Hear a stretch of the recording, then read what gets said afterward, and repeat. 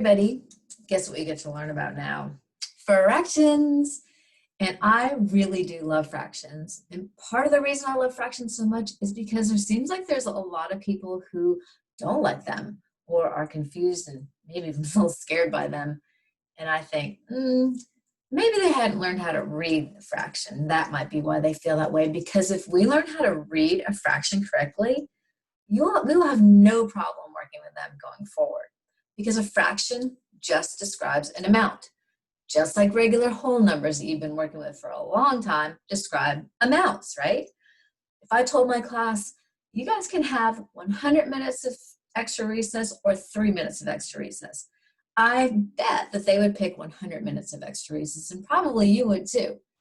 Well, how do they know to pick that? Well, what's going on there actually? But you're so used to doing this, it doesn't seem like a big deal, but really, they had to understand what 1 whole minute was. And then they had to imagine what 100 of those would be versus 3 whole minutes, right? So they had the whole in mind and then how many of those they'd have, right? Well, a fraction is similar in that it describes an amount. It's just describing an amount of a whole, a part of a whole. We have to have some way to describe parts of wholes, right? Like if I said, and this would be kind of sad, what if I said you could have half a minute of extra recess? That wouldn't be that fun, right?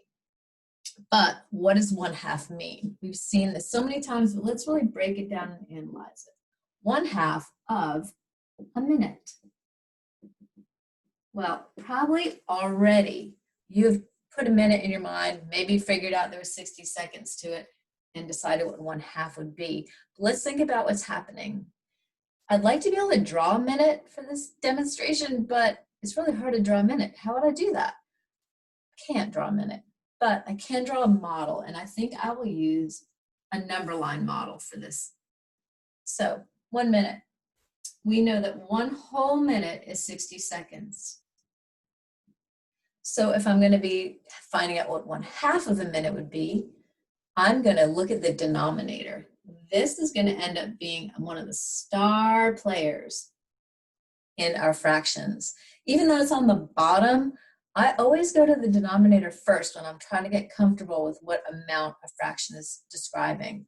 So the 1 whole minute has been divided into 2 equal parts. And you've already done this. I know you've already done this in your head.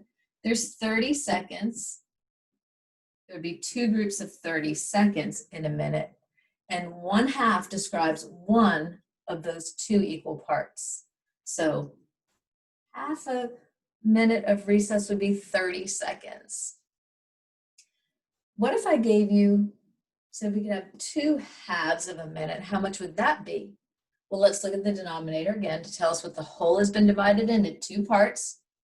And the numerator tells us that we have 2 of those 2 parts that the whole has been divided into.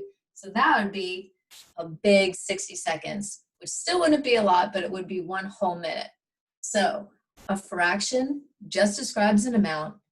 It describes an amount of a whole. And let's pay special attention to the denominator when we're looking at fractions, because that's going to tell us how many equal parts the whole has been divided into. We'll start from there and build on that in the next lesson. You got that.